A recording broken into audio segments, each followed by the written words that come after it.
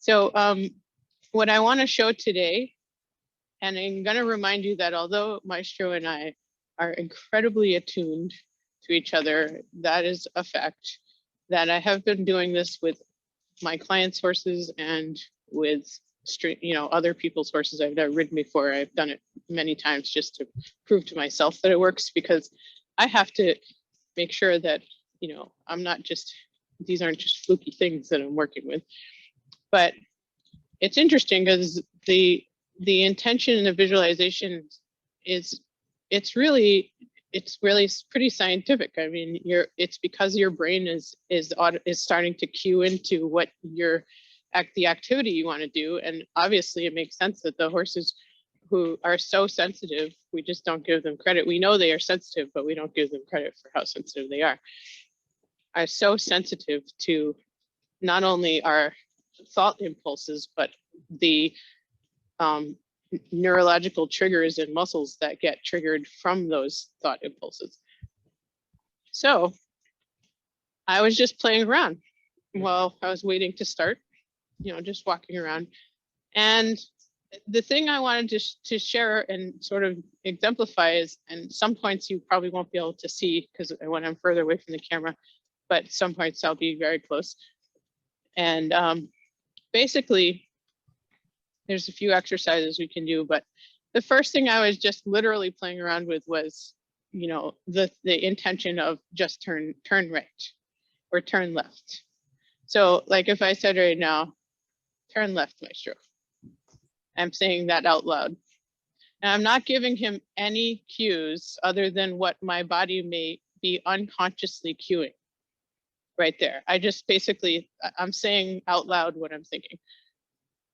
And so that's what I would call, sort of a basic intention.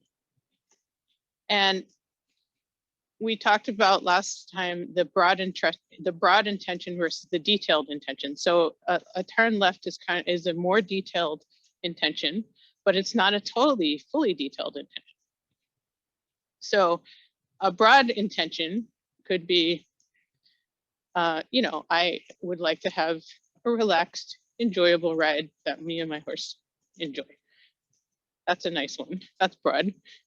And then you're practicing. I'd like to improve my intention setting and visualization. So you're practicing that.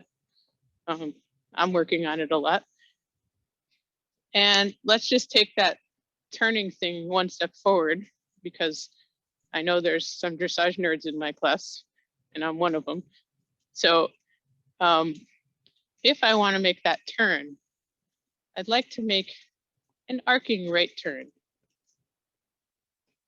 Now, right now, I'm literally just saying what I'm thinking, and he's following that, which is kind of crazy, right?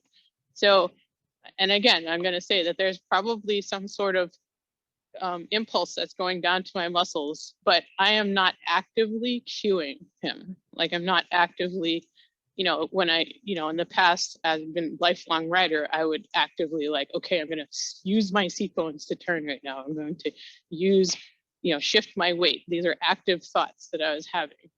So right now I'm just literally thinking about what I would like to do together. Now, here's another variation on that. I'm going to actually visualize my right seat bone, which would be the cue that I would use physically, but I'm just thinking about if I used it. And that's also causing him to turn. So there's two variations on that. That's a more detailed one. So he turned from both of those cues with minimal effort. And my goal is, and obviously he's still quite green, so there are times when I want to give a little more encouragement, physical encouragement, and that's absolutely, there are times when you're going to use physical encouragement. But again, I'm going to think about my right seat turning there. Now he just turned there. Now here's a clear intention, go straight across the ring. Very focused on the letter. And now turn. Now, obviously, I'm thinking about just basic, for the dressage nerds in the class, that we know that there's a biomechanical straightness that we're looking for here beyond just walking in a straight line, which means that he's aligned from nose to tail structurally meaning skeletally. And that's why dressage at its finest and best is chiropractic riding for your horse, which is why I like it.